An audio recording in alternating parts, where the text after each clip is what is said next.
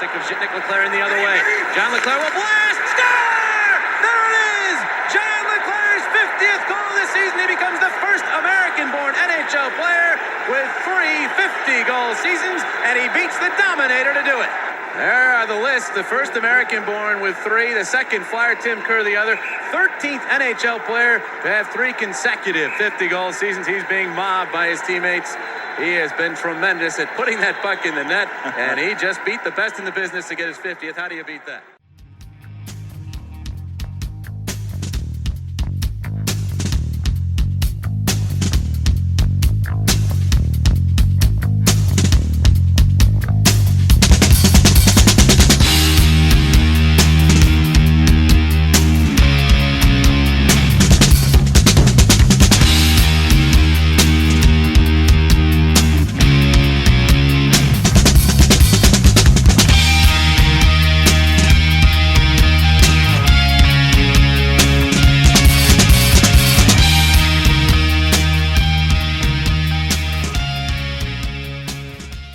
Hey everybody, it's Isaiah. Just reminding you that FlyersNittyGritty.com and the O&B Puckcast are brought to you by Summit Public Adjusters. Hey, do you have damage to your home? Not sure who to call?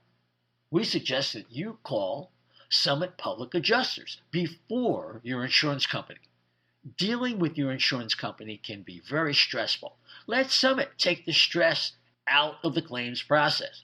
From storm damage to your roof, to toilet overflows, to broken pipes and fires, Summit gets you the most money for your repairs. So next time Mother Nature leaves you in need of repairs, call Summit Public Adjusters at 215-752-0560 or visit summitpublicadjusters.com. Licensed in PA and New Jersey. And we are back. It is your host, Isaiah. We have an O&B Puckcast special for you. We were all ready to talk about taking a last look at these draft picks because the NHL draft is this Friday and Saturday, and we're still kind of all wired about what the Flyers are going to do. And then they go and they snag Trevor Zegras for a very reasonable cost. We'll get into that. We got a full panel. We got a guest who is on our show for the first time. We're very excited about it. We're brought to you by FlyersNittyGritty.com, Summit Adjusters, Jim South Street, and of course, the brand new exciting hockey forum website called Hockey Hot Stove. Check us out there. You can scroll down. You'll see the logo for the O&B Puckcast and a whole bunch of Flyers information. And you can get access to all of our shows. So we're real excited about that. Let's bring in our panel off the golf course and looking every bit much like he was out there. Shippy, how are you? What's the word for today? The word for today is iced tea and cold beers and all. Yeah. Coming down the temperature. I never craved ice as much as I did today out on the golf course. So, but I'll tell you what. Since we're going to be talking hockey, but how about that curveball that was thrown today? You know, Danny, we had said it on our last shows. Dan Silver had said it a couple of times. Got to trust them until you can't. I'm starting to really trust this crew that's in charge because that's a heck of a steal. So I can't wait to talk about it. A steal, perhaps. The great Dan Silver, why don't you weigh in with your opening thoughts today? Yeah, I mean, we keep talking about, as Chef said, we got to trust this regime until we can't. And I think that Danny Briere probably pulled off his best trade yet. Today, I think previously we would have talked about the Provorov trade that he made, getting a three-way deal done. But I mean, today was just a stroke of genius. It's the kind of trade where Flyers fans on Twitter will complain when another team gets a prospect or a player like Zegras for nothing, and that's basically what we pulled off. So it's exciting day, and I think it helps really buoy the confidence that I have and probably a lot of fans have in Danny B. Yeah, absolutely. Yeah, the Flyers received Trevor Zegras today for Ryan Poehling, the 45th overall pick in this year's draft. That's the second rounder, and a 4th round pick in the 2026 draft. Here to help us work through that and a lot of the prospects we're going to be looking at on Friday is Anthony Donati. He is also known, or more popularly known as The Prospect Don. You got to check him out on YouTube. Welcome to the O&B Puckcast, Anthony. Yeah, thanks for having me come on. It's a perfect day to come on with Trevor Zegras. You guys absolutely stole him, in my opinion. And now he's with his best friend Jamie Drysdale again. And if you saw the quotes beforehand, there were some pretty funny quotes that he said that they do everything together. You guys have 6 picks in the top 50, so this did not hamper your draft capital whatsoever, in my opinion. So yeah, this is a great time to come on. Yeah, you're based in Chicago. I've gone to your YouTube channel. You've had some fantastic interviews, and I think you were with Stephen Ellis from the Daily Faceoff. Was it? That was a great conversation. You've had, like I said, a lot of great people on there. So if you check it out on YouTube, I think you'll get a lot of information that I think you'll find very useful and get you excited about what's coming up on this Friday and Saturday. Before we get into that, we got to talk about Trevor Zegras. He was drafted 9th overall in 2019 by the Anaheim Ducks. He reminds me a lot of Morgan Frost, but he actually fulfilled a lot of the promise that Morgan wasn't able to do here. Let me ask you, Anthony, what's your analysis of that? It sounds like you really like the player. Mm-hmm. Well, back in 2019, as a Blackhawks fan, I actually wanted Zegras to be the 3rd overall pick. Obviously, we went with Kirby Dach. I think at a redraft, he'd probably go top 3, just based on Turcotte, Bowen Byram. They haven't really exceeded their expectations. That's kind of not out of the blue there, but Trevor Zegras has. He had an incredible couple seasons, and he was one of my favorite draft-eligible players ever coming out. I mean, this guy just showed so much skill. He obviously does the Michigan a bunch, so a reporter asked him to do the Michigan, and he just did one on December 23rd, I think 2023. So he's the kind of guy that's a highlight reel waiting to happen. This guy can put up 60 plus points per game. I think if you guys go with somebody like a Jake O'Brien or somebody to pair up with Mitchkov and Zegras, or you split them up, I think it's absolutely fantastic. You obviously have Jet Luchenko that will allow you to obviously put him probably to the 3rd C or 3C, which I think is his perfect fit. He's an elite 3C in my opinion, maybe a more of an average 2C.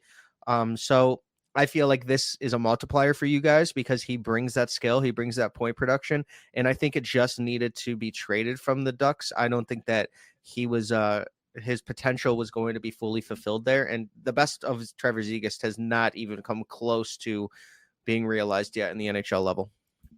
Gotcha. Dan, now maybe play the doubting Thomas. He's had a couple injury-plagued seasons. He didn't get along with the coach. And yet the people here, obviously, with the dearth of talent at the pivot with the Flyers, are really anxious to see if he can recapture some of the glory of those first couple of years.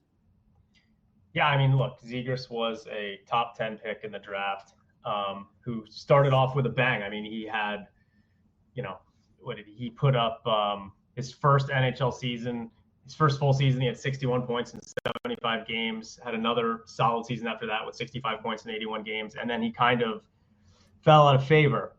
He's got a lot of skill. If you're going to play the devil's advocate in terms of his projection, the Flyers obviously need some size, and he's 6'1", 180. He doesn't really play a big game. So one of the things we've been talking about is that the Flyers need more size. Doesn't really help with that. The Ducks didn't think he was a center, so the Ducks had him basically playing on the wing this season. So that's another question mark. And that's probably one of the reasons why, like Briere talked about how hard it is to trade for centers and top, 1Cs, 2Cs. It's very hard to trade for them. Well, I'm guessing if more teams thought that Trevor Zegras was a center, that probably they would have had to pay more for him, right? So there's doubts about, I'd say, his size. There's doubts about if he's a center. But here's the thing, is that we didn't have to give up a whole lot to get him, right? We gave up Ryan Poehling, who's a very solid 4C, okay 3C. I really like Ryan Poehling. Like, it does hurt me to see him leave the Flyers because I think he's got a lot of speed. I think he plays well. I think he's a good guy in the room.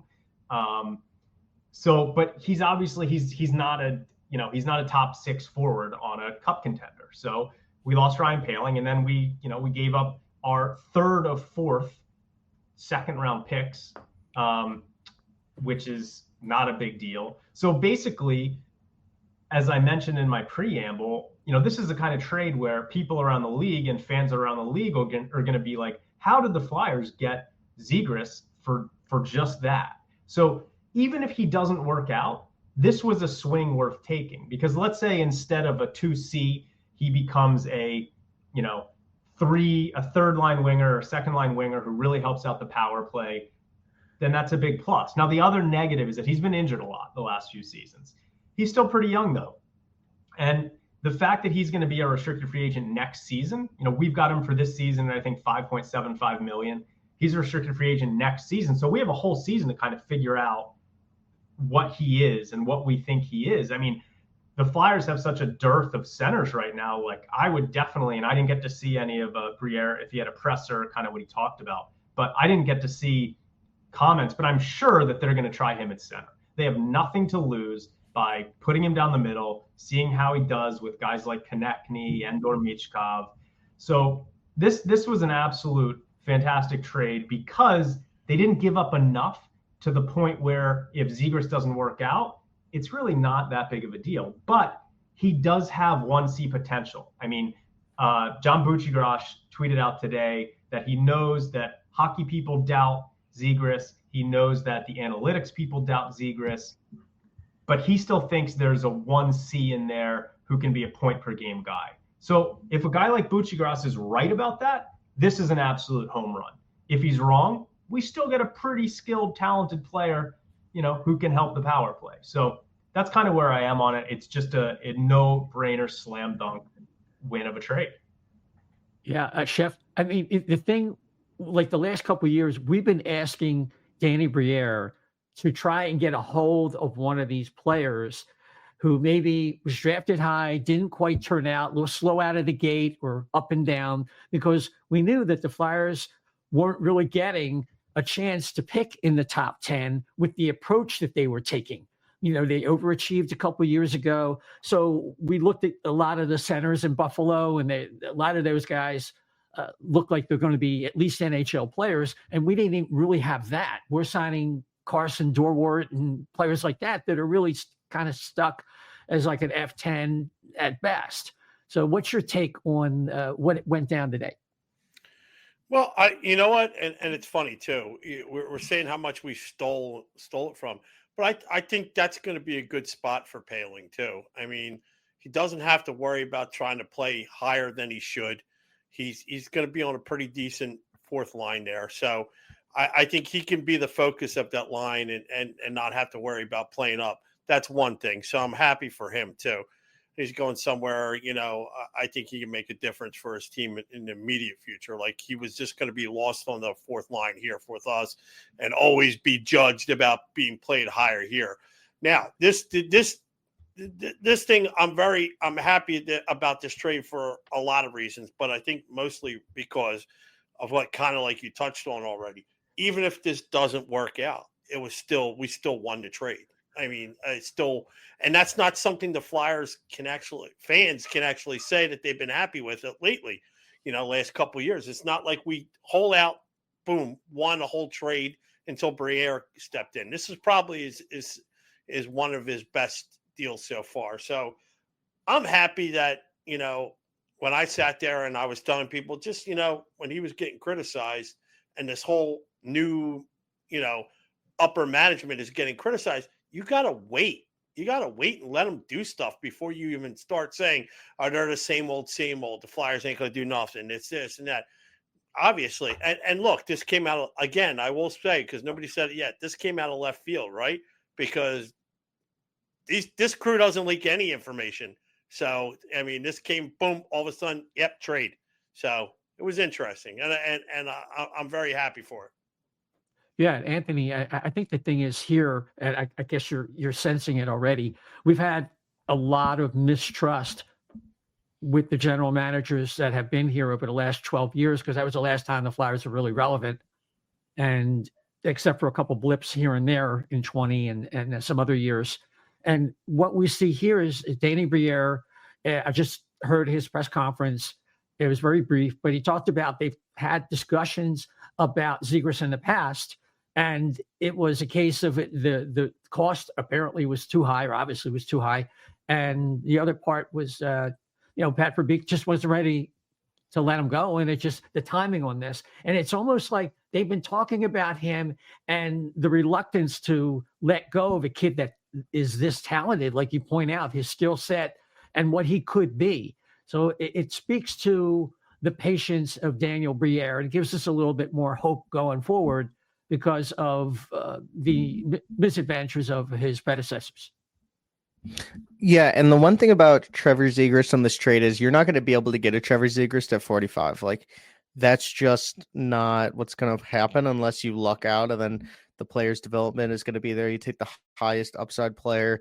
This is a guy that actually does have 1C potential, and he doesn't need to be your 1C. He could be an elite, like, second C if he hits. And like you guys said, like, it's a 1-year deal, and then I think you still have his rights after, right? He's still He's an RFA. He's arbitration eligible, I think.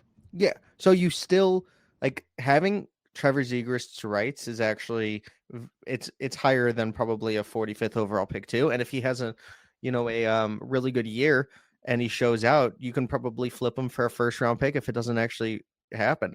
Teams want Trevor Zegras. I'm a little surprised. Obviously, today's your day, like you said, June 23rd, and historically, but I'm a little surprised he only went for that much. I was very, I thought it was going to be a first and a second round pick if Trevor Zegras went anywhere, maybe a late second round or maybe a late first round pick, but still, I think that the Ducks kind of traded him at the wrong time. And if you're going to make a trade with Trevor Zegras, just hold on to him at that point. And you don't need the salary cap. In all honesty, you just traded for Kreider. It doesn't really make much sense on their part. You guys are getting a great player that has elite skill that could rebound really quickly. And this is just one of those trades that could haunt the Ducks in 5-10 years. So I think you guys did really good here. Well, we sure hope so. We've had really one of the worst, if not, and in some years, the worst. 3 years in a row running, we had the worst power play in the league. Last year, I forget what it was, or something like 29th or something. But again, it's been awful for a very, very long time. So that's another bonus. And apparently, if you know anything about Maxim Shabanov, apparently that's just imminent now that he has an agent. He is another player in the skill category. Now, he is a smaller, he's 5'8", 160. So it remains to be seen whether he's actually even an NHL player. But he, along with Zegras and Michkov, all of a sudden, the power play woes, you would think there is going to be a significant improvement, at least in that regard. Yeah, I definitely agree. Especially, another year of Michkov. He's only going to get better with space, and he's an offensive genius. I think you just are going to need to surround him with as much offensive talent as possible. Trevor Zegras does that. He has the incredible hands. He has really good playmaking ability. I think if you get a guy like Jake O'Brien too, who's a power play specialist, I feel like it would just go hand in hand with everything you're building. You obviously now have the ability to take a Porter Martone too, a James Hag. You can go any different direction. And as well as the free agency market, you guys have salary cap to spend. I feel like there's just a lot of ways to help improve your power play.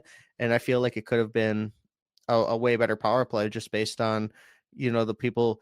I think you didn't really have like the best offensive skill set on the power play, but the thing is now you're adding to that. So I think it's going to be much better.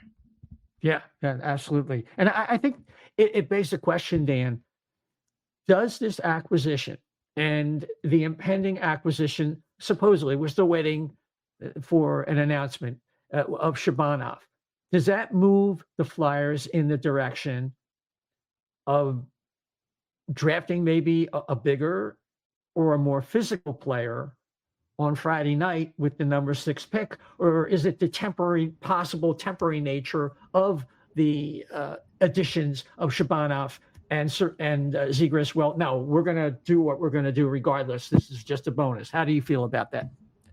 I don't think that this necessarily changes what the Flyers are planning to do on Friday, because first of all, we don't know if the Shabanov rumors are going to happen. This is now twice that it's been rumored that Shabanov's going to end up with the Flyers. So we don't know about that. Zegras, again, we don't know if he's a center. Anaheim didn't think he was a center. I'm guessing a lot of teams around the NHL didn't think he was a center. if they did, I think he would have commanded more value on the market. So I don't think that we necessarily can assume that he's going to be playing center. I know you're talking more about from the size perspective. So I guess there's really one player that I think is going to be interesting to see what happens if he's available when the Flyers draft, because so the guys that have size, I think like Jake O'Brien, for example, is a guy that a lot of Flyers fans are starting to think that might be a guy that's really high on their radar. He's 6'2". He's got size. So if they were looking to go after O'Brien, I don't necessarily think this would change that. Someone might say, hey, now that we've got Zegras to play center, maybe they'll be more interested in Porter Martone. Again, since Zegras is not necessarily a center, I'm not sure that acquiring Zegras would make them more comfortable in taking Martone, even though Martone fits the size bill. I think the interesting one, and this was going to be interesting, from the start, is James Higgins, because he's just been dropping. Bob McKenzie, who's very good, his final draft list is very good at predicting where guys are going to go. He's got Higgins at 7. So I think the really interesting thing is going to be if Higgins is available. I really like him, but everyone's got him dropping. If he's available when the Flyers pick and it's between him and Jake O'Brien, I'm going to be very interested to see what happens, because it's going to tell you which one of those two guys they like better. They're probably both good bets to end up at center long term. So that's going to be the interesting one. And I'm just maybe adding a Zegras makes them a little more reluctant to take a sub 6 foot guy in Higgins versus the 6'2" O'Brien. So that's kind of where I would land on it. Yeah, Anthony, this is where, your knowledge of these prospects is really key. I mean, you went to the combine, you've spoken to a lot of people, you've had a lot of interviews with some of the best people out there, some of the best pundits. I think Higgins is still a premier prospect, and maybe people were just watching Sam Bennett and thinking, well, the Florida Panthers, and it's like, this is how we win in the playoffs. So what's your thought? So, I got to talk to James Higgins in my rankings that are going to come out on YouTube and Twitter. It's he's my 3rd ranked prospect, and then Porter Martone's 4th. And I feel like you can't go wrong with either of those two guys.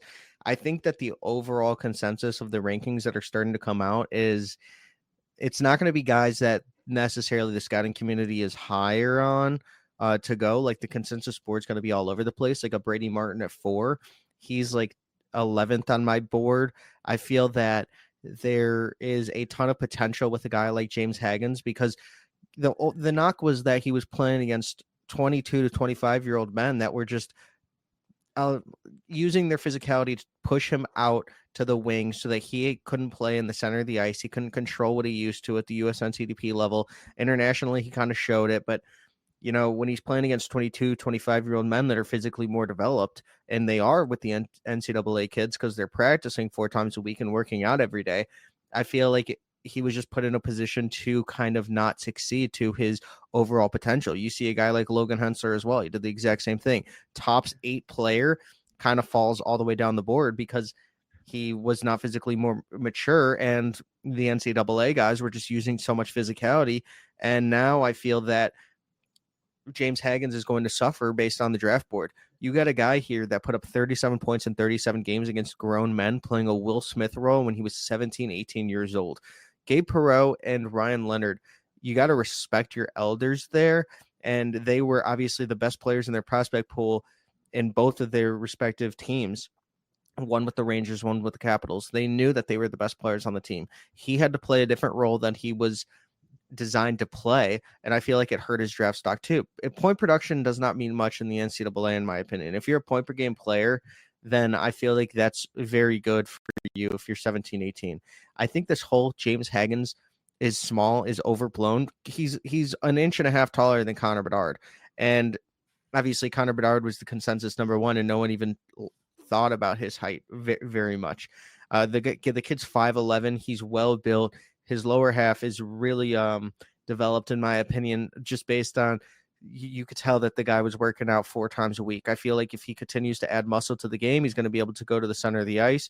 He would be a fantastic fit for the Flyers, in my opinion, just because he's more talented, skilled, playmaking. He has great vision. He's a great skater, in my honest opinion. He is a potential number 1 pick in this class. And for him to go 7, which he probably will, because that's, if you look at where the smart money is going, it's saying the Islanders are trying to trade up to 7 to the Bruins. The Islanders aren't trading up to 7 for a guy like Roger McQueen. It's for Hagens. So why would they go 7 there? Because I feel like they have inside information, or better information than the outside people, that James Hagens will fall to 7. So if you already know that, you know that James Hagens will probably get past the Predators, which is the only spot I could see him going in the top 5 now. And I think that you guys are next on that board. So it's going to be between Jake O'Brien, which I've heard from time and time again. I had Hot Take Hockey on, and he worked for Brantford Bulldogs. He said that he saw Briere. He saw, I can't remember his name, but he used to be on the NHL TV or all that time. The Flyers front office was around there the entire year. They love that Jake O'Brien. They think that he would fit incredibly well with the power play. His skills, right-handed 6'2" center, kind of would just be the 2C or first-line potential. I think Porter Martone probably slips, but now we're seeing the odds. He's kind of going back up there too. You guys are in a great spot because you basically have a top 3 pick, because a lot of the picks on a lot of people's boards are not Frondel and Desnoyers in their top 5, and they're going top 5, as well as Brady Martin. So your number 6 overall pick is basically a number 3 overall pick in a lot of scouts' eyes, in my opinion. Well, just holding that thought, how do you think this goes? Obviously, Schaefer goes to the Islanders, and then next we have San Jose, and there's all these rumors about Anton Frondel. Misa and Frondel, yeah. So it's going to be Frondel or Misa, 2 or 3. So that's going to be locked in. Yeah, whoever doesn't go there is going to go to Chicago. And then 4 is going to be Martin, or it's going to be a trade back. I could see Desnoyers getting traded or a trade back option. So it's going to be Desnoyers or Martin. Either one of those guys, the Flyers have not decided on. In my opinion, I haven't heard anything about those 2. And then 5, everybody's kind of, all the pundits are saying Hagens, but now that Hagens is falling to 7, I think that the Predators have somebody else in mind. So I don't think that they go Jake O'Brien. I don't think that they're not going to go Merca. They're not going to go Roger McQueen. They might go James Hagens, but the only thing is, why are the Bruins or the Islanders trying to trade up to 7? So I think we see a surprise pick with the Predators pick. Maybe it's Desnoyers if Utah goes 5, or Utah goes Martin at 4. And then at 6, the Flyers will have Martone, Hagens on the board, which are both, in my opinion, top 4 players. You'll have Jake O'Brien and Roger McQueen, both guys that are right-handed centers with an extreme upside. So it's going to be one of those 4 players. And I don't think it's actually going to be McQueen. So we'll eliminate him, and it's going to be 3 players, Hagens, Martone, or O'Brien, in my opinion. Unless Desnoyers falls, and then you get a true 2C for the rest of your next 10 to 15 years, which he's incredible on defense. So he's going to be a Selke-esque player with that playmaking, and he had 2 bum wrists, highest face-off percentage in the entire NCAA draft, NHL draft, at over 62%. So either way, you get a really good player. Yeah, Dan, yeah, I'll let you go first, and then Chef. Yeah. Yeah, I'm on record as Desnoyers would be my preferred option for the Flyers. As you mentioned, he's a really good 2-way center. They obviously have a lot of info on him because his brother was drafted by the Flyers and started off his prospect career, in a very good shape. I mean, he looked like he could become a 3rd-line NHL player for a while, and he's not old enough that's out the window. But they know him very well. They're very comfortable with Elliot Desnoyers, and so I think that his brother is someone that they obviously know a lot about. I think he would be a really good fit here. He reminds me a lot of Jonathan Toews. I know other people have talked about Nico Hischier. I just really like the way he plays the game. One thing I'm kind of interested in is, let's say the draft, like you said, goes Schaefer, Frondel, Misa. Those 3 guys are off the board. I do wonder if, and the Flyers have been extremely good at concealing what they're going to do in the draft, and with anything else. Like, nobody knew that Cutter Gauthier was basically said he didn't want to play in Philadelphia literally until the day that they traded him. The fact that they kept that under wraps is unbelievable. Then Trevor Zegras, when Elliot Friedman sent out his tweet today that said that Zegras is going to get traded most likely, he didn't even mention the Flyers. I think they obviously did a great job keeping that under wraps. So I'm probably guessing that it's the same thing with their scouting, that we don't really know who they want. But I do wonder if we get to number 4 and it goes, Schaefer, Misa, Frondell, or the Flyer, and if the Flyers covet Desnoyers, do they look at potentially trading up to number 4? And what would that take? So that's one of the things that I'm kind of interested in potentially to see what happens. Do they trade number 6 and they're, one of their additional second round picks to try and move up to number 4?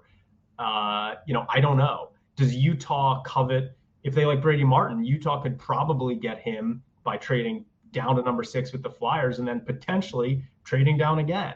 So it's going to be a very interesting early part of the draft.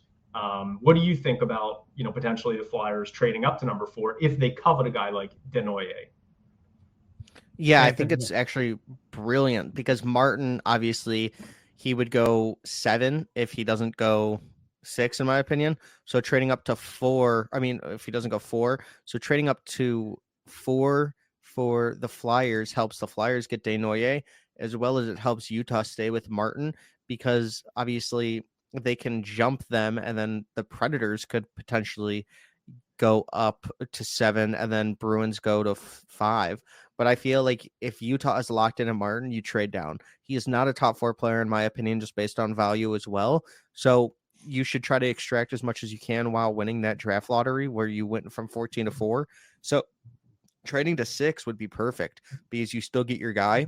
And then the Flyers will get Desnoyers, who obviously, they have Elliot Desnoyers, who is a prospect in their AHL. I feel like that is something that's overlooked and not really talked about a lot. And I always bring it up when I peg him here because they already know the family. They already know how they operate. This guy is just the superstar version. And he had 2 bum wrists starting since November, played incredible in the queue. I feel like during the Mem Cup, he might have re-injured his wrists in the 3rd game because he was just a different player, and he also had to play wing. So you have that versatility there. And I believe that he is a true C. I think he's the most center out of anyone, true center in this entire class, just based on everything he does, is him defensively too. He also was great with his great personality. He won the personality award in the queue. His player comp for himself was Jonathan Toews, which obviously you guys saw Jonathan Toews cook the NHL for a ton of years, both offensively and defensively. And I think point totals are something that is like the end all be all with some fans, but the defensive game is just so important to win playoff games. Desnoyers is more of a playoff player than I believe a James Haggins is. James Haggins might end up getting more point totals, being more of a point producer in the NHL. But when you look at a guy like Desnoyers, he'd kind of be the perfect fit for what the Ducks are building. And also one thing on Trevor Zegras is when asked if he was a center or a winger today, they said, we'll see.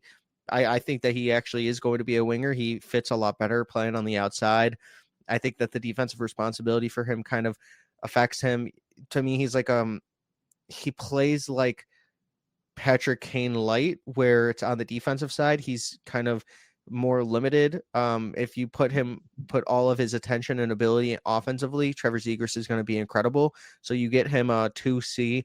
I think Desnoyers comes next year, the year after this one, but I think he'll be a full-time NHL player after next season, or at least get a couple games and stuff, like 30 plus. I feel like that's kind of, he's just going to bring a high ceiling. I think he should go to the NCAA. So if you're getting Desnoyers at 4 and you have to trade up, let's say 36 and 68 or whatever it is, because you have 5 other picks other than 6 in your top 50, it's just all assets. You can do whatever you want. Even like, I guess if a team is like, hey, give me 6 and 31 for 4, I would be a little bit like, I wouldn't want to do that. But the thing about this class is it's a kind of similar player from 26 to 40. So you guys could potentially get like 5 first-round pick values on people's boards, because this is going to be a strange class. It's going to be a weird one. So you can give off of 36 if you want your guy. I think a team is going to actually value 36 more than usual years, because it's one of those classes where you can get from the top 40, you can get a first-round player on your board. Interesting, Chef. So I just want to go back to something that Dan and Don both said. I think it's very funny that we're able to pick up what all these other teams in the top 10 are doing, or who they're interested in, who they want to trade up for. All this stuff is leaking out, whether it's true or not. It's just, that's the weird thing. You're hearing it. You're not hearing who the Flyers are interested in. Like, this is going to be, I think this will be a common factor back. Because I think in a year when you're not drafting in person, like this is, we're not going to be able to walk over to somebody else's table and just make the deal right at the deadline and say you got 12 seconds. I think that means all this is telling me, if we're not finding out who they are, that Danny and the team have a very definite plan of attack that they're going to stick to, and they're going to implement, and they're going to start doing it the day of the draft, and then it's going to be like, take the deal or not, and I think they're going to be, trading from a very high position of power by doing all this. It is crazy. I haven't heard anything. Yeah, they are very good at not leaking anything. I mean, what's funny is going back to the Sanheim trade that almost happened to St. Louis. I'm not a reporter at all, but I was the first one that actually tweeted out that the problem was Torrey Krug not being able to waive his no movement clause. And some people were like, oh, I thought the Flyers keep things under the vest. I have a very good source with the Blues because I worked in St. Louis for a while. So that's where I got that. This regime, the Briere regime, nothing comes out. I know that, as Isaiah is just kind of reiterating to us here in our chat, there's the Jay McKee connection with O'Brien. McKee was Briere's teammate. And I think that some people are kind of, you put the pieces together that the Flyers want probably a little bit of a bigger player because they're a little bit smaller. They probably want a guy who could be that 1C. They maybe want a guy who could play with Michkov, who has that kind of same intelligence level. And I think a lot of those factors lead you to, okay, O'Brien could be the kind of guy that they could be really interested in. But I don't know. I mean, they may really covet Denoyer. Who knows? They may really want Porter Martone, right? Again, I don't think so, but I don't think that's the thing about this regime. And I saw a quote today from Keith Jones, or that maybe that someone put out there, that in the past Keith Jones had said, you'll find out what we're going to do the day that it happens. Like, I think they've just put such an emphasis on nothing getting out there. And it's interesting because, Anthony's very confident in that Misa and Frondell are going to go 2-3. I've seen a lot of people talking about that. But I don't know. Is it like, I feel like teams do put smoke screens out there, but there are a lot of reputable folks that are saying these kinds of things. If you remember back when the Flyers took Cutter Gauthier, he was a really fast riser. And I think Bob McKenzie had them taking him. That was the Fletcher regime. With the Briere group now, I think that they're very good at manipulating reporters, but I don't think that I know they had a reporter put out there 2 years ago that they were really interested in Ryan Leonard, when the reporter knew that it wasn't Leonard they were interested in. They just wanted that smokescreen to get out there when they really wanted Michkov, right? But no one knew that they really wanted Michkov. They didn't tell anyone that. They flew him in under the cover of night and brought him into the Flyers skate zone in Voorhees, and nobody knew about it. Like, they're really, and that kind of adds some intrigue for me. I'm hoping that they covet Denoyer and they want to maybe trade up for him. But yeah, I don't know. It's interesting. One of the I've got a question for Anthony. It's one of the things I was listening to do today on Sirius. I think it was Mike Moriali from the NHL with Cooley on Sirius was talking about how he thought that maybe a defenseman might sneak into the top 5. And so my curiosity is if obviously Schaefer is going to go number 1, but could you see any of these defensemen like Atchison or Jackson Smith or or Mertka sneak somehow into the top 6, top 5? Well, to be honest, I feel like it would be a mistake if Keishon Aitchison went top 5 because his skating is actually worse than Porter Martone. Stephen Ellis brought that up. With Jackson Smith going to the NCAA, I feel like that's going to be a lot better for him. But I mean, I really do like Jackson Smith's game. I think that he's offensive, 6'3", but he's a left-handed defenseman. I feel like the only one that could go top 5 would probably be the 6'6" right-handed defenseman out of Czech, which is Mertka, who's been playing against men since he was 16 years old. Him playing in Seattle, I think, really allowed him to show more of his offensive skill set. I think that it did hurt him, though, that he didn't show more. But during in that Worlds tournament when he was playing for Czech and he dangled through multiple defenders, went coast to coast and scored, I feel like that kind of put him on notice. I've been in contact with all of those defenders, and the thing is, like, I feel like Mertka is probably the one that has the closest to go top 10 because in the last 15 years, I'll say, since 2010, I believe, there's been 2 defensemen taken in the top 10. I feel like there's no room for a top 5 defender in this class now other than Schaefer, because now we're going to be adding Martin and another defenseman. Like, it's just as hard. I feel like he would go 8 to Seattle, which is the highest he would go. Keep him in Seattle. I know that they need a right-handed defenseman, maybe even the Sabres, but I really don't see another defenseman going in the top 5. Okay. Just a question. I think there's a concern among some fans, and I have to include myself here, that what I referred to earlier is the Sam Bennett effect, the Florida Panthers effect, that the Flyers are going to overdraft somebody like Brady Martin, for example. And I think some of us feel the Flyers went overboard with Jet Lachenko last year. And what's your feeling about that player? And you told me you had him ranked 11th? 11th. Okay. Yeah. So Brady Martin, he probably had the greatest player comp out of anyone in the entire combine because he said Sam Bennett, and that was obviously before it was during his run for the Conn Smythe, but everybody saw what Sam Bennett was doing. This guy is, with Brady Martin, he's 170 pounds. He hits like he's 300 pounds. I mean, the guy can just lay a hit. Imagine if this guy adds 30 more pounds, even if it's like 15 muscle. Like, I know probably all will be, but this guy is farm tough. He grew up on a farm. He had 80,000 chickens or something of that sort. He was scared during the combine that he was going to have a ton of chores when he came back, so he hoped his brothers were helping him out there.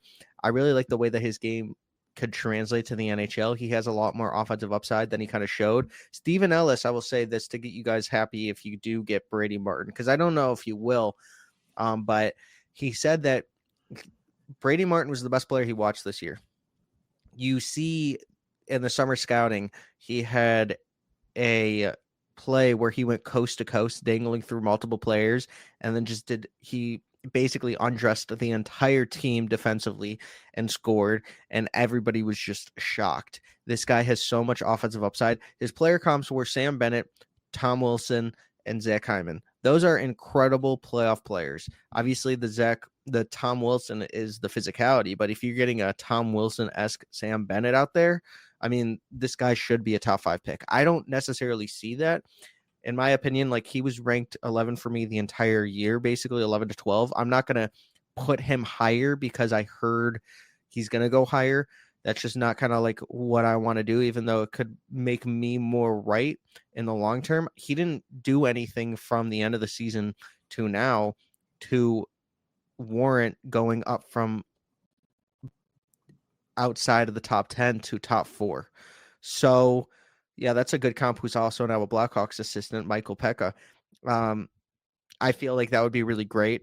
Obviously, the Blackhawks just got him as an assistant. So he played 12 years in at the high level. I feel like consistency is key with Brady Martin. Could I see him scoring 20 goals a year? Yeah, I could definitely see that. Somebody said he was never going to get over 18. That's just not the case. This guy could score 18 in a playoff run for you, just based on how he plays, gets into the center of the ice. He's a center, 6 foot, played great OHL production on the board. I feel like if I were the Flyers personally, you guys have so many picks in the draft. I mean, on Tankathon, it's actually hanging off the 164 because you just have so many. So what I would do is highest upside. I would get as much I would package like assets to go get Caleb Desnoyers or trade up for like a James Haggins, a Porter Martone if they're not there, or just take best player available. Even if it's Jake O'Brien, he just has more offensive upside than a Brady Martin. And the thing is about Brady Martin is if you're going to get him, you should trade back to. But obviously, the Flyers don't really need any more assets. So what are you going to do? So it's an interesting question for Brady Martin, but he definitely is going to be NHL ready sooner than these other players. And if he gains muscle, he's going to be a really good player in the playoffs. Gotcha. I would see him gaining 30 pounds. I don't know if his frame can handle that much, but 20. Yeah, definitely, because he's about 180 now or something. It said he was 170, so that's where the 30 pounds came. I think he could get up to 200. If he is to 180, then the 20 pounds would, I think he can get to 200 pounds. So that's 200, 205, somewhere around there. And he would just be a different player. Yeah. Yeah. So I think it begs the question now I think the big decision for the Flyers is whether the cost of moving up, if that's even possible. And I was listening to Elliot Friedman earlier, and he was more wishing and hoping than he had knowledge that there would be trade activity in the draft. You hear about it every year, but it's just so rare. It used to happen. But maybe with the thought being there's more money available, there's other avenues to get players this year with the increased cap and going forward, that you can take chances at the draft, because the draft is still only one way to acquire players. Yeah, go ahead. Here's 2 things that I'll give you, because I want to hear your just all of your guys' opinion on this. One, Frank Saravalli said that he thinks 2 top 5 picks could move during the draft, and that never happens. And 2, since this is a decentralized draft, I feel like there's going to be more fireworks there, because you don't have to worry about everybody spying on you at the draft board. It's going to be more of an NHL or NFL type of draft. And the NFL, it gets crazy. Those draft boards, they're going to be so much more ready. I know that we're probably going to go back to a centralized draft, but after the draft happens, I feel like GMs, owners, coaches, whatever it is, the scouting team is going to love the new draft and just the ability to keep quiet and make decisions not as quick and not have the environment and everything there. I think that they're going to question coming back to a centralized draft. I know the entire thing and rumors right now is this is going to be the one and done situation for this draft, but my prediction is they're going to love it so much, and there's going to be so much fireworks that we might not have the decentralized, or we might not have a centralized draft for a little while. It's just a different kind of feel. You're able to look at your entire whiteboard, go through so many notes, so many things or talk freely to anybody, call them up on the phone. It's just different. I feel like there's going to be, and this is a weird draft where I feel like it's the opposite of 2023, where there was no drafts in the first round or trades. I feel like there's going to be an assortment of different deals, player deals, and it's just going to be wild. Yeah, Dan. Yeah, no, I agree with what Anthony's saying. It's like, when I'm so much more comfortable doing, I bet on horses. I play video horse racing games. I do a lot of stuff with my computer, right? When I'm out and about and not in front of my computer and I just have my phone, I feel kind of like I'm not in control, right? Mm-hmm. I think that when you've got all these separate teams and they're going to be in their war rooms with all their guys sitting around in a locker room in front of their computers, I think it's going to be a lot more conducive to these guys making trades and feeling more comfortable than when you're all just taken out of your home city, thrown in the middle of a big draft floor. You're trying to make sure, as Anthony said, no one's looking at your list. Oh, hey, Steve Eisner just walked behind me. Is he trying to see who I want at number 22? Like, I think that the fact that it's decentralized, it's not going to be as fun because we're not going to see the players, players all drafted with the GMs there. But I think it is going to really add to a lot of the moves that go on during the day, because like I said, I think these guys are going to feel more comfortable, more in control, and they're going to be able to handle and process different trade requests a lot better. So I think there's going to be a lot more intrigue that way. Yeah. Chef? I think Dan's right. I think this, and I think Don's right too. I think you're going to see a lot more moving and shaking in the first 25, 30 than I think we've seen in probably 15, 20 years. I think that's a total possibility. I mean, because one, it's not like the best draft class so far that we've ever had. And it's not that. It's just people are going to be looking for those deals. And you'll see it'll be like long-term deals too. They're going to be long-term moves like down the board next year or the year after draft, kind of stuff like that. That's what I feel like it is. But I also think it's a test run. Like Don said, this could be like we could be getting like a hybrid system maybe in the next couple of years that kind of takes that whole like war room situation, and maybe there's site teams at the draft, and you walk up with this person and stuff like that. It could be it could be because I loved hockey and all that, but there are let's face it, when it comes to really marketing themselves and showing off, they are not like the prettiest girl at the prom. They sit there and try to, sometimes by what they do, they shoot themselves in the foot. Like the NFL and other big sports have a great way of marketing their product. And I think that when we're taking away one of the funnest parts of it, I think they're going to figure out a way to kind of do both. And I think that would be in the best interest of this league. Have the whole, like war room and like, oh, we're, it's on now fight, and have the showmanship of, hey, going up and walking up there and putting on the jersey. It might not be with the GM. It might be not be with the owner of the team or the team president or whatever it is. Maybe it's a past player or something along those lines. Or maybe this is something what the coach can do now, because they seem to be lost at these drafts anyway. So that's my opinion on it. I think that's something we could see down the line. Well, it's certainly possible. I think what I'm taking, Anthony, is that the lack of distractions will create a scenario where, having had the combine, where a lot of executives were laying the groundwork for some things, now you get in that environment where you don't have those distractions that referred to by Dan and by Chef, that it could be a very productive period on Friday with trades, that not only draft trades, but players and whatever happens, because if certain things, contingencies are all built in, and it's a lot easier to concentrate on them without those other distractions, as I mentioned.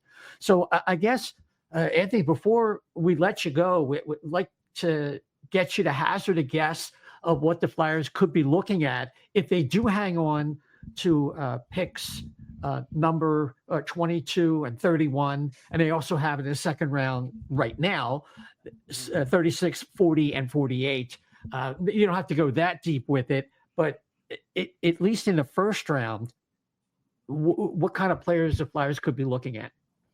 Well, this is where I absolutely love, and I can go deep into it if you guys want me to, but there's so many lists of players that you guys can go 22 to 31. I believe that, and so far down, I think Milton Gastrin, Václav Nestrasil. Václav Nestrasil is obviously a player that's 6'6", plays for Muskegon Lumberjacks. He played for Ivan Ryabkin's team, and he's just a player that has a ton of upside. If you guys have that many picks, you take upside.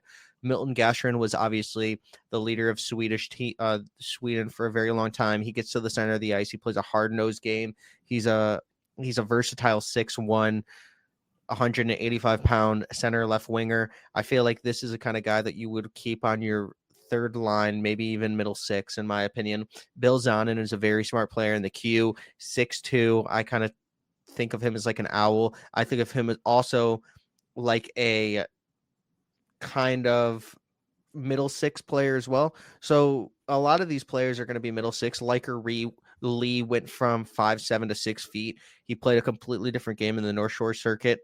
It's just one of those things that you guys need to go highest upside. Also, Simon Wang, who's going to be playing at Boston University next year, really good skater. He's 6'6", left-handed defenseman. I feel like he would be high upside boomer bust. I feel like that's kind of what you're looking for. Shane Van Sage plays a really, really heavy game. He's 6'2", 220 pounds, plays for Michigan State, had a really good season, kind of flew up draft boards. I could totally see you going with someone like Jack Nesbitt as well, 6'4", old style center, who I feel like would just be a perfect third line center, or maybe even fourth line if Jet Luchenko just holds that position down. Maybe you push them both up, and Jet Luchenko's your 2C, and you have Trevor Zegras in your second line right winger or whatever it is, and then you take your number 6 overall pick, if that's Desnoyers or Jake O'Brien or whoever it is, even James Haggins, you put them in your 1C, because I feel like those guys do have that potential. I think that a goalie would also be somebody. I will say 3 names for goalies. Jack Ivankovich, who's probably going to go in the second round, mid-second round, maybe around that 40 pick range. I could see him going like that. Yeah, you guys have 40. So him, Frolov is a player that Cam Robinson said yesterday is getting first round looks. This is a goalie that just had an incredible season this year. If you're going to take a swing, he's the exact player you take a swing on. And then for your 22nd or 31st pick, if Ravensbergen is still there, the 6'5" goalie from the WHL, you take him, in my opinion, at one of those picks. I think that just recouping a goalie in one of those 6 top 60 or top 50 picks, it's just going to happen. So those are the options there. Wozniak is really good. I think you guys can take a run at Cam Schmidt at probably pick 36 or 40. I feel like 5'7", but has top 5, top 10 talent in this entire class, but he just happens to be 5'7". Didn't really translate in the Worlds, but he played really well this year in the WHL, had 78 points in 61 games. Another 40 goal scorer in this kind of class. William Moore is really good too. Plays for BC next year. 6'2", really good center. He was a top 20 pick in this class in summer scouting. Now he's down to about 44, 45 in most rankings. Mason West is a player that just committed to Michigan State in 2026. So he's going to play football for one more season in high school for his senior year to try to get a national championship in both hockey and football, because he already won one in hockey. This kid is very raw, but he has incredible skill at 6'6". He was a quarterback, 6'6 and a quarter, and he's true 6'6". I saw him at the combine. I'll see him again when I'm covering the draft. He's going to go 220 pounds. I feel like this is just the guy you kind of want on your team to try to take those upside plays. I'll say like a couple more names here. Ivan Ryabkin did not test well in the interviews. They said there's some character concerns. This guy was a top 5 pick if we're looking 2 years ahead, and then last year as well. He was putting numbers like Demidov and your Michkov god. So I love Michkov. I think he's one of the greatest players in the entire world offensively.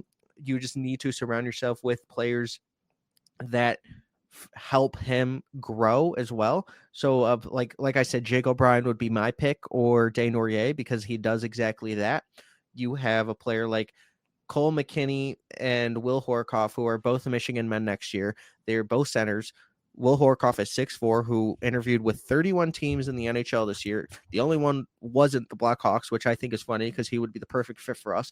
And Cole McKinney is a North Shore kid from Chicago who played in the circuit around me, and I just think that this guy is incredible. He was a top 25 pick before the season. Summer scouting was really high on him. I think even December there was multiple places that had him top 32. Now he's probably going to get drafted in the 40s. I'll say Carter Amico too, and Jacob Rombach. They are both 6'6" defensemen, right-handed. One's playing at BU next year. This guy is all defense. No, he's not going to be able to get you to the net. If you try to come like Stephen Ellis said, he's going to evaporate you. And then the last name I'll say is Prokhorov, 6'5" out of the or 6'6", sorry, at the MHL. He had a really good season. This guy could go anywhere from the 66th pick to the 40 pick. A lot of teams like him. He's somebody that has incredibly raw skill, but you get him forever if he comes over. So just let him, mature over there and see what you get. Gotcha. I just have one last question, then Chef, I'll get you. If the Flyers do decide to trade up for 22, from 22, and say they go up 5 or 6 spots, 5 to 7, put it that way, what kind of player do you think they will be seeking? Okay, so this is a great question. In all honesty, I haven't really thought about this, but now I really like it. So 22, 31, and maybe even package 40 or whatever it is. You give 3 picks to try to go into the top 10 or 3 picks to try to go into that top 12. You should probably be targeting a player like Jackson Smith, Lyndon Lakovich. I could see Justin Carbonell because I feel like he's going to go a lot higher than consensus has him. He probably goes to Boston next year and is in the Ryan Leonard role with James Haggins, and he's just the best shooter in the entire class. If this is the dream scenario for the Flyers that I think that no one is really talking about, if you guys can somehow get Victor Eklund and Anton Frondell and pair them on a line together for the next 15 years, you guys could end up like they both play very incredible roles together because Victor Eklund is a play driver. He drove the entire year for Anton Frondell's line. I would absolutely love that. And another guy is just Roger McQueen. He's 6'5". He was made in a lab. This guy is you can never get right-handed centers being over 6'3". This guy's 6'5", and he possesses soft skill, so much talent. Like I love talking to this kid because he grew up on an ice rink. He had 17 games this year where he scored 20 points, but his first game he had 4 goals, and he was very modest when I asked him about it. He was just, it all came. My teammates gave me all the chances and everything. I was like, dude, you absolutely cooked in that game. Like you were getting calls to go top 3. If this guy is in the range of 12, 13, 14 because of the back injury, which was misdiagnosed, and he hasn't had pain since the combine for 30 days before the combine, and now zoom out June 6th to 23rd, we're 17 games out, so it's 47 days. Zoom out then, like if he's still pain free, this was a misdiagnosed back injury. This guy has some of the biggest upside in the entire class. If you have those picks and you just want to trade him over there to try to get someone like him, that's who you'd get. Like get him as your 2C for the next whatever years it is, or play him at wing or whatever. His player comp was Ryan Getzlaff. I love this kid. I feel like that's who you need to target, or a player like Lyndon Lakovich, who Moose Jaw won the championship the year before this year. And then this year they were a rebuilding team.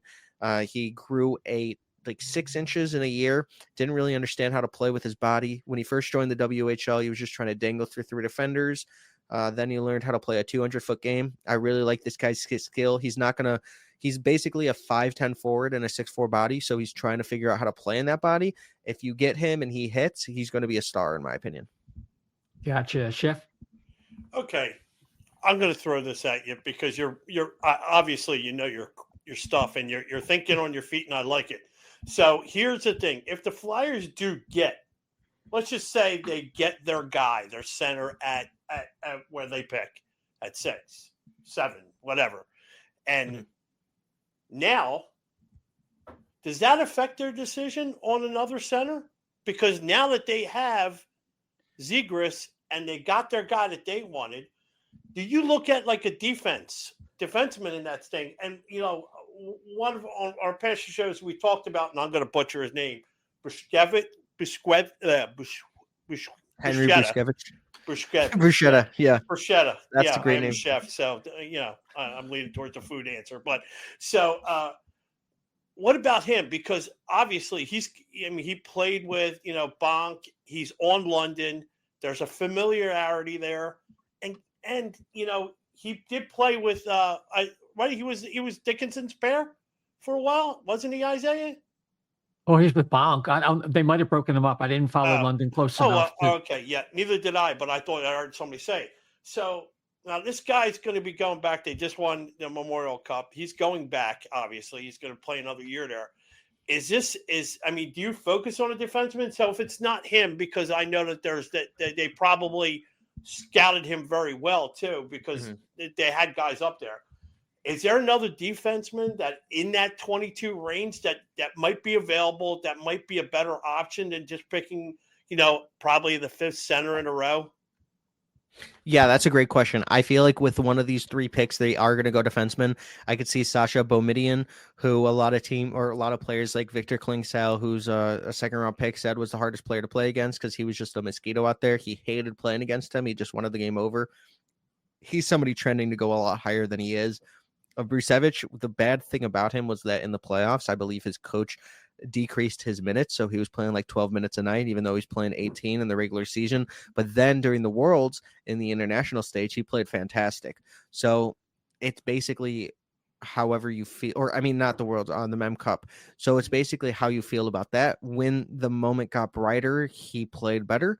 I feel like that was something that he had to learn, and he showed it. He showed out in the Mem Cup, so I feel like really good about him. Cam Reed from the OHL Kitcheners, they came back from 3-0 down this year, and I just feel like he would be a really good fit.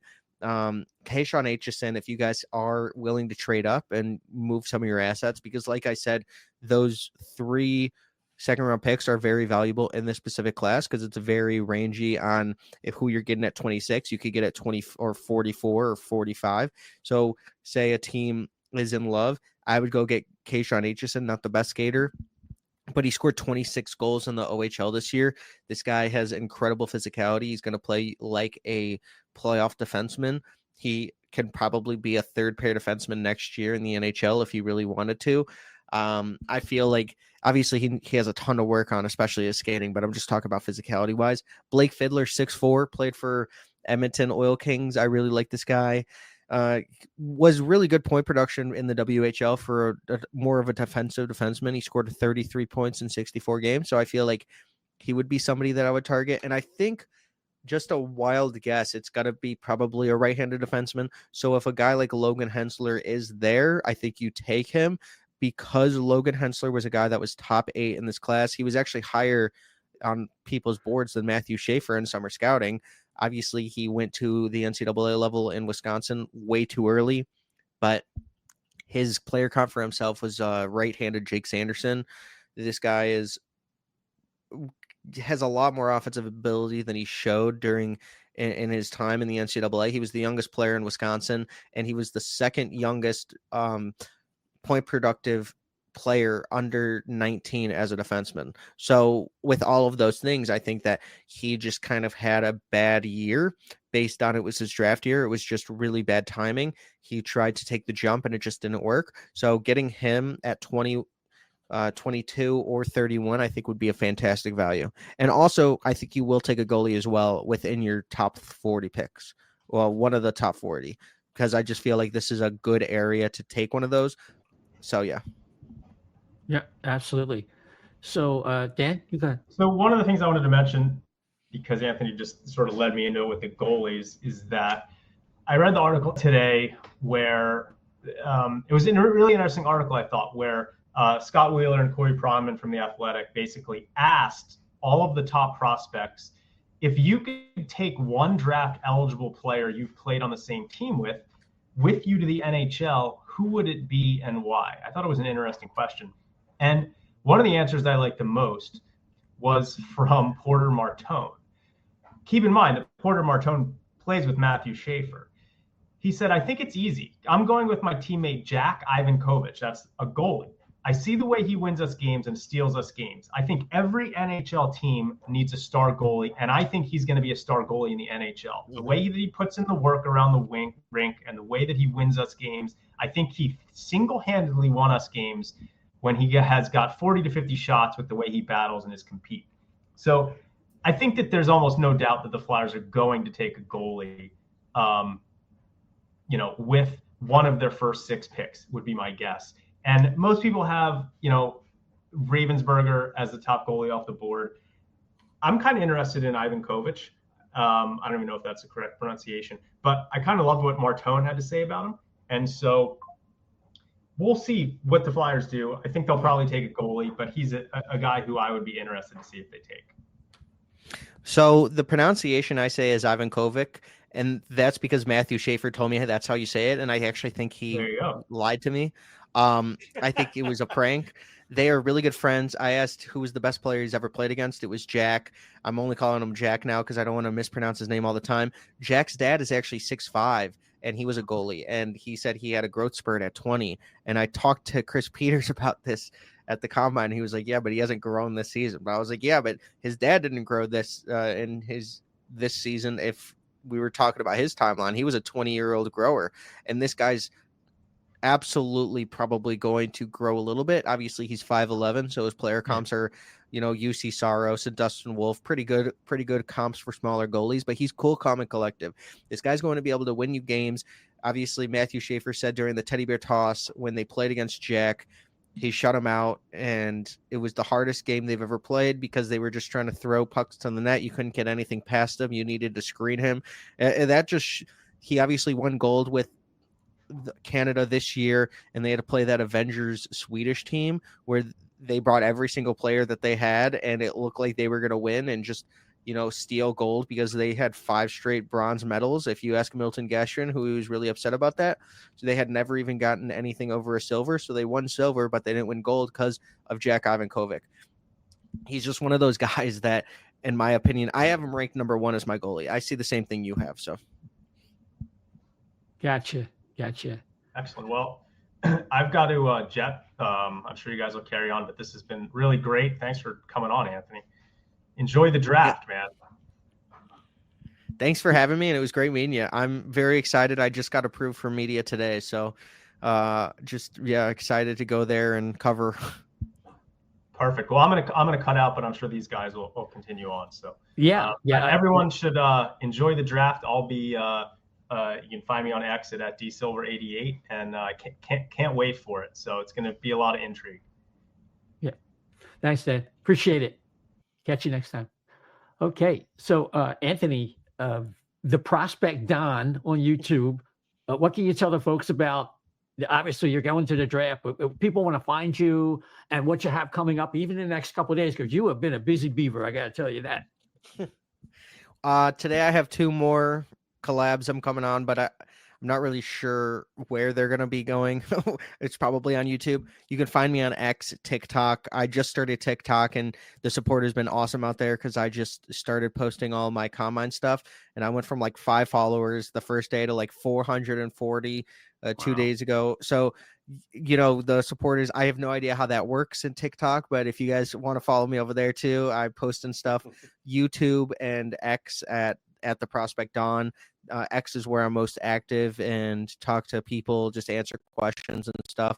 I have a podcast with On the Clock, or it's called On the Clock, with Blue Chip Prospect, who's a big YouTuber out there. So we have some guests on, like we had people from the Elite Prospects, Sebastian High, and like you said, you plugged me pretty well with the Stephen Ellis, who's awesome. He said he'll come on anytime. We had a great discussion. So I just have a bunch of guests that come on over there and drop my clips. So yeah, I am busy right now, but I love it. I love talking this stuff. Like, you throw me a name and I'll say like 50 and it's like, okay, I got to stop. But yeah. You got it. Thanks so much, Anthony. We got to have you on again sometime very soon. You take care. Yeah, you too. Thank you guys so much. Thanks a lot, man. Right, Great. you got it. Take care. Great work.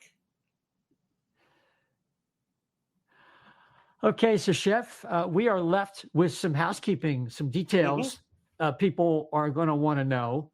So I want to give you some updates, and I'm just scrolling down the list. We got to give congratulations to the Florida Panthers for winning the Stanley Cup and doing so in pretty impressive fashion, huh?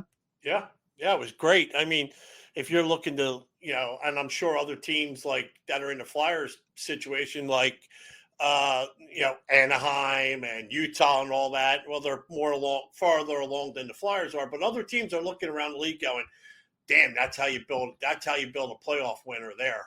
And did Bennett extend, right? He did extend there, or was that just? Well, he said he was going to. I didn't get the latest. Something might have happened. Okay. Yeah. But there you go.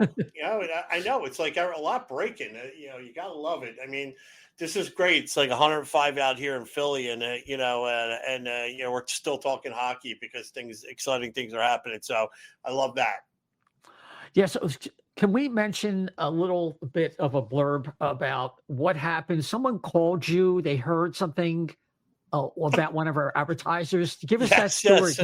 You'll be glad you hung on for this one. Go ahead. Yeah, well, it's funny because we of course we're getting busy because of the storms at Summit Public Adjusters, great sponsor. Thank you, Danny and Tony. And it was just funny. This guy talked up and talked our office manager's ear off for a little bit about he was talking about how he had heard that we were giving out coupons for gym steaks. I said, what? I said, no, that's not true. And then he started talking and talking and talking. He goes, well, you know what? You should listen to these guys. They're good. If you like hockey podcast, it was the O&B Puckcast. So I just thought it was great. It came like kind of full circle all the way around that they sponsor us and we talk about them all the time, and they do such a great job for everybody in PA, Delaware, and New Jersey. And it was just nice to kind of get two calls of people saying, hey, yeah, we did hear about O&B, and they called Summit because of it. So that's great. Fantastic. No, we do not have a coupon program with Jim's South Street. Just it's something we're going to have to talk to him about. We'll talk to Jamie Basco with Flyers. Oh, yeah, I did. I panicked. I called Jamie and he said we're going to work on something. So we'll see what we can do. Okay, they might hold us to that. So in between the shows, that great show that we had tremendous feedback with the Shane and Russ. I think we have great feedback for this one too. The Flyers hired Todd Reardon to coach the defense, probably the PK. Dylan Crawford is going to take charge of video replays. Adam Patterson, who did a really good job for many years, is being reassigned within the organization. And it looks like Dylan Crawford is going to have, that video role. But they're doing things differently. It's based on the video that Tocchet wants to show the players. So apparently Tortorella used to do kind of what the old Montreal coach used to do. He used to embarrass the players sometimes when he would show video. And I don't think Tocchet is going to take that kind of approach when they have sessions. So he knows Dylan Crawford and has a lot of trust in him to get the clips and to do it in a way that Tocchet is comfortable. And that's why they made the change. With the Phantoms, right now, it looks like John Snowden is the front runner, according to Kevin Kurz. Yeah, now, he was an AHL assistant 2 years before coming with the Phantoms. He's also had another 2 years there. So he's got 4 years of AHL assistant coach experience. We'll monitor that situation. So Danny Briere was in Florida to meet with Russian prospects and players in an event sponsored by agent Dan Milstein, who is the agent for Kolosov and Fedotov. No, Fedotov. I thought it was. I don't think it's. I could be wrong, but I think it is. I think it is. Kolosov. Yeah. Well, Kolosov's a whole other. That's a whole other planet. Yeah. Anyway, and of course, I had in our notes that the Flyers were supposedly asking about Bowen Byram, maybe JJ Peterka, Romanov, the defenseman from the Islanders. I don't know. Marco Rossi seems like his contract demands, and now especially with the acquisition of Trevor Zegras, it doesn't seem to be any purpose. Gone, that's one. So I agree with that. Also, there was a rumor out there, and again, I apologize to whether it's Friedge, Pierre LeBrun, Frank Saravalli, whoever the pundits are with the rumors, Thatcher Demko could be had for a top six forward already under contract. Now, they are supposedly letting go of Brock Besser in Vancouver. So I was thinking, well, I don't know, would they be interested in Tippett? But wait a minute, hit the brakes. Do we want to trade Owen Tippett for all his flaws, or a guy who's coming off a knee injury, who has had trouble staying healthy, like Thatcher Demko, as good as he was before that? Yeah, you're trading on a promise there, and I don't know if I would go as high as Owen Tippett for that. I think I'm hoping, and this is the stay with me here because I know he was kind of a letdown this past season, but I'm hoping that a coach, a more understanding coach, as we heard that Tockett is, a more player coach, let's just say. I'm hoping he can unlock the puzzle and bring out Owen Tippett's skill a little bit better, because as much as I liked Torts, I think when it came to finesse players and goalies, he kind of was limited on what he could teach. So if that sounds crazy, I don't know. I mean, he could instill the character and the work ethic and everything, the basics in there. But I think when it came to a certain point, he was out of his realm in teaching skill or bringing out skill in a player. And it's not a knock. It's just if you don't, it's like, hockey IQ. If you don't have it, you just don't have it. That's not something you can acquire. I think it's just, it's like being a good skater. Either you are or you aren't. I mean, now you can get better if you're not, but you're not going to be a gifted skater. And I think that's where the comparison I'm making. Okay. Yeah. I mean, I could see that. And he's a big guy. He just doesn't play as physical like Tockett. So but he has much more speed and, better hands, and he just has to put it to use. And the other thing is the hockey sense. I think Rick Tockett had pretty good hockey sense for the kind of player he was. So we'll see. I mean, if he can coach anybody to another level, it would be a similar body type with some of the same attributes. Yeah. Also, too, I wouldn't put it past it this year. We saw a little bit of, don't get me wrong, I'm not saying he didn't hit people. Tippett did, but not with the advantage of learning and playing from his power of position. So example being, Tockett knew when to hit somebody and he could recover the puck. I think that's something that he can learn off a Tock, that he'll become more physical, be able to turn the puck over more and get puck. And maybe I think his assists go up a lot more too this year because of his playing mates and if his ability, if he can figure out how to be a little more physical and get those turnovers, I think he'll get, like you'll see. I think his point production will go up as a result, and I think Tockett's the best coach to get that out of him. Yeah, we'll see. We'll see. I still think he could be a trade candidate, along with Cam York could be a trade candidate, even in the midst of a Zegras trade. And I know Cam York is pretty tight with Zegras. They came up through US NTP. So we'll have to see how that works out. I think regardless, the Flyers are definitely going to get some kind of goaltender this year. I've heard the name Jake Allen thrown out there. Just that's a Band-Aid, but they need something, that's for sure. So the draft is this Friday and Saturday. Obviously, the first round's on Friday. That's all the drama. And the Flyers still have picks number 6, 22, 31. And then in the second round, 36, 40, 48. They have, I don't know the number. They have 1 third rounder. The 4th rounder they traded today. They have 2 in the 5th, 1 in the 6th, and they traded away their 7th round pick. So I don't think they'll miss that pick. And then, of course, Tuesday, July 1st, free agency begins.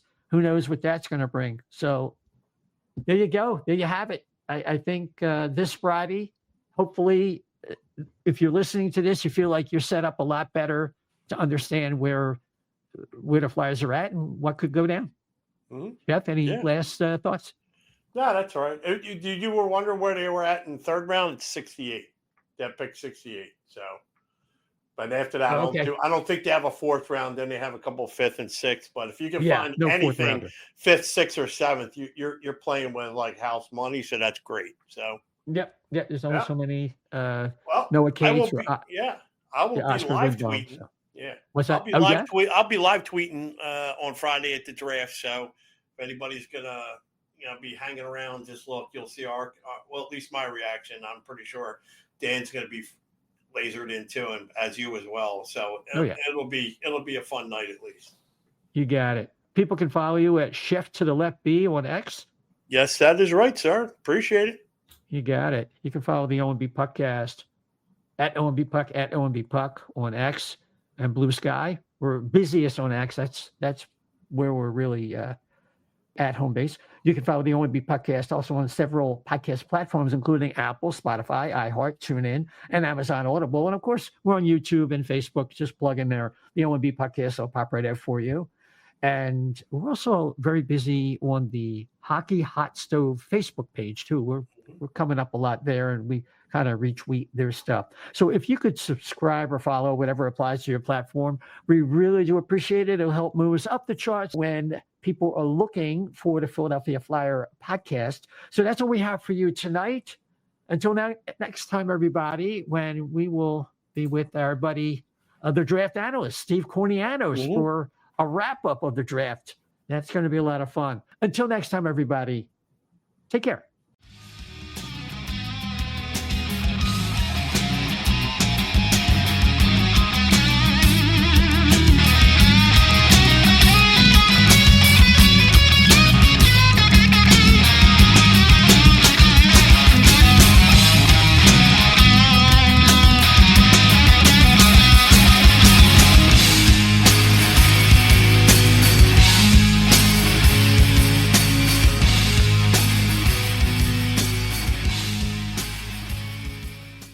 Hey, everybody, it's Isaiah, just reminding you about Jim's South Street, 400 South Street in Philadelphia, PA. They're back. That's right. After the fire, they've returned. And now you have, in the 40-year tradition of Philly cheesesteaks, Jim's South Street down on 400 South Street in Philly. If you're down there, check it out. The finest cheesesteaks, hoagies, and fries in the grandest Philadelphia tradition. You know you want one. And if you're down there, if you live down there, of course, you can use Grubhub or DoorDash, whatever it takes. Jim South Street, 400 South Street in Philadelphia. They're back. Get one soon.